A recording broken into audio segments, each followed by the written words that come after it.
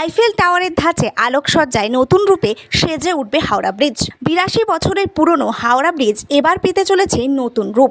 অভিনব আলোকসজ্জায় সাজতে চলেছে হাওড়া ব্রিজ। প্যারিসের আইফেল টাওয়ার বা সিডনি হারবারের মতোই নতুন আলোকসজ্জায় এবার আরও আকর্ষণীয় হয়ে উঠতে চলেছে রবীন্দ্র সেতু। হাওড়া ব্রিজে প্রথম ২০০৬ সালে আলোর ব্যবস্থা করা হয়, পরে এলইডি আলো দিয়ে আকর্ষণীয় করে তোলা হয় সেটিকে। প্রতিদিন সন্ধ্যার পর কিছু সময়ের জন্য সেই আলো জ্বলেও ওঠে।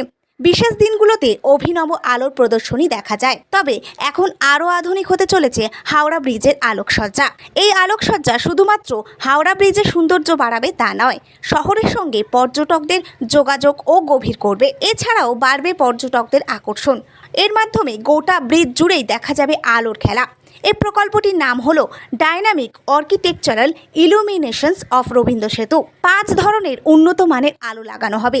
স্বাধীনতা দিবস, দুর্গাপুজো সহ 60টি বিশেষ দিনে চলবে আলোর বিশেষ প্রদর্শনী। তার সঙ্গে থাকবে সাউন্ড এফেক্ট।